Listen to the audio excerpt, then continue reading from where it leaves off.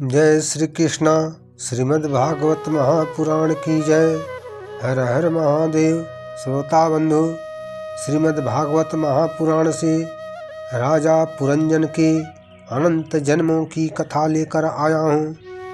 हमारा जीवन, हमारा शरीर, हमारा मन, हमारा प्रेम, हमारा दुख बस एक अनंत यात्रा का एक छोटा सा पड़ाव है।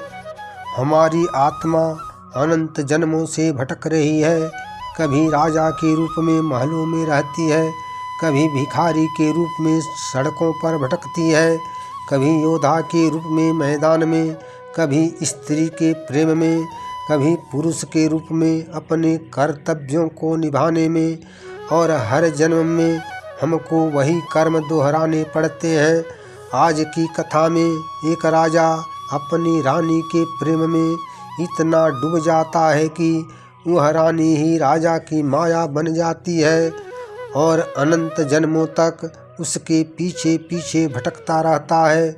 उसकी आत्मा समय और जन्मों के चक्र में फंसी हुई है और जब जागता है तब समझ में आता है सब माया है। जय श्री कृष्णा।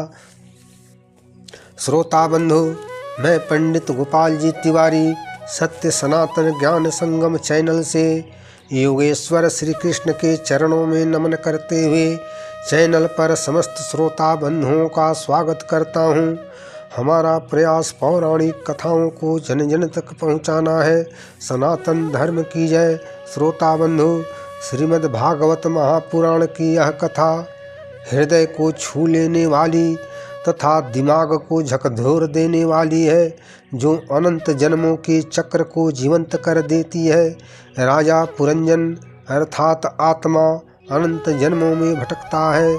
माया अर्थात रानी के प्रेम में फंसकर माया के जाल में फंस जाता है और अंत में मुक्ति पाता है। यह हर जीव की कहानी है।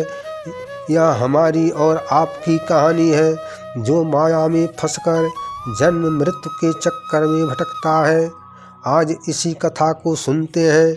इसके हर दृश्य को जीवंत बनाते हुए हम ऐसा महसूस करेंगे कि हम राजा पुरंजन के साथ उसकी नगरी में घूम रहे हैं। हर संवाद को इतना भावुक बनाते हुए कि हमारे दिमाग को झकझोर देगी। यह हर विचार को इतना गहराई से उतारते हुए कि हम समझेंगे कि हमारा जीवन भी इसी समय चक्र का हिस्सा है। राजा पुरंजन की कथा की शुरुआत उस समय से होती है जब सृष्टि का रहस्य समझाने के लिए देवर्षि नारद राजा अग्रदेव को यह उपाख्यान सुनाते हैं। देवर्षि नारद कहते हैं, राजन, यह उपाख्यान आत्मा के भटकने और आत्मा के मुक्ति का ही है। एक बहुत सुंदर, विशाल और समृद्ध नगरी थी।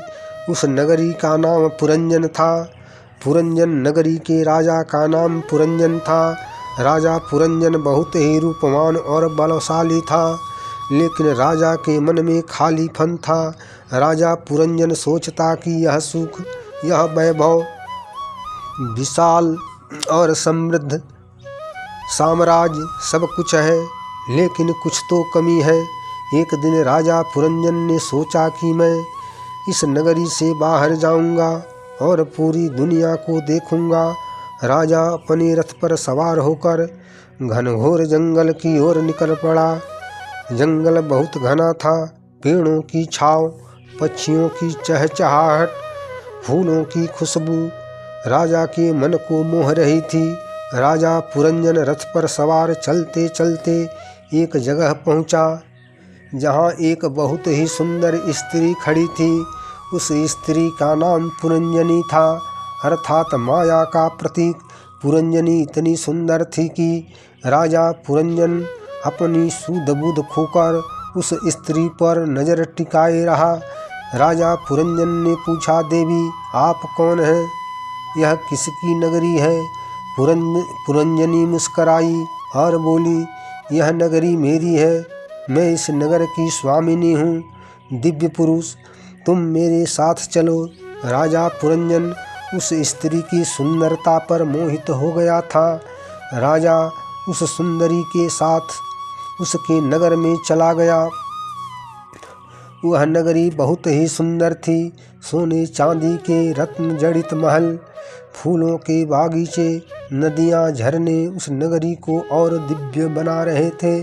राजा पुरंजन ने सुंदरी पुरंजनी के साथ विवाह कर लिया। दोनों पति पत्नी का प्रेम इतना गहरा हो गया कि पुरंजन अपना सब कुछ भूल गया।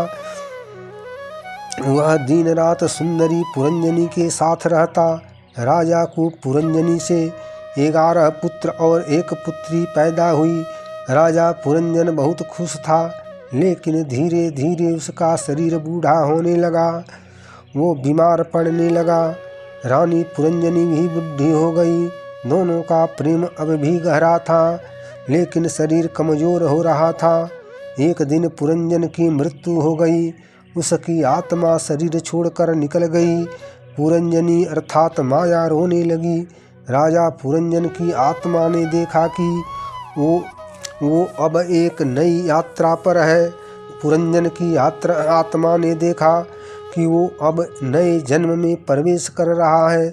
पहले जन्म में वो राजा था, दूसरे जन्म में वो भिखारी बन गया, तीसरे जन्म में एक योद्धा बना, चौथे जन्म में एक सुंदर स्त्री बना, 5वें जन्म में पशु बना, 6वें जन्म में पक्षी, 7वें जन्म में कीड़ा बना। हर जन्म में वो पुरंजनी अर्थात माया के प्रेम में फंसा रहा। हर जन्म में उसे वही दुख, वही सुख और वही कर्म दोहराने पड़े। राजा पुरंजन की आत्मा रोने लगी। ये चक्र कब रुकेगा? फिर उसने एक विशाल पुरुष यानी परमात्मा को देखा, जो उसके सामने थे। परमात्मा ने कहा, पुरंजन, यह सब माया है, तुम मेरी चेतना का हिस्सा हो, जागो। पुरंजन ने ध्यान किया। वो समझ गया वह आत्मा है, ब्रह्म का हिस्सा है। माया अर्थात पुरंजनी उसकी भूल थी। उसने माया को छोड़ दिया, परमात्मा में लीन हो गया और पुरंजन मुक्ति पा गया। पुरंजन की कथा से हमें यही शिक्षा मिलती है कि आत्मा अनंत जन्मों से भटकती है। माया अर्थात प्रेम, इच्छा, कर्म उसे अपने बंधन में बांधे रखते हैं। जब आत्मा जागती है, माया से दूर हो जाती है, तब मुक्त हो जाती है। पुरंजन अर्थात जीवात्मा, पुरंजनी अर्थात माया, नगरी अर्थात शरीर, परम पुरुष अर्थात परमात्मा से है। अनंत जन्मों का चक्र अर्थात ब्रह्मांड की हर संभावनाओं में जीवित रहना। माया का जाल अर्थात ब्रह्मांड में एक योनियों में भटकते रहना। मुक्ति अर्थात चेतना के जागरण से है, परमात्मा में विलीन होकर आवागमन के चक्र से मुक्त हो जाना। जय श्री कृष्णा। श्रोता बंधु, राजा पुरंजन की मुक्ति के लिए जागरूक करने वाली कथा सुनकर लाइक करें, शेयर करें, कमेंट करें तथा चैनल को सब्सक्राइब जरूर करें। सनातन धर्म की जय। हर हर महादेव।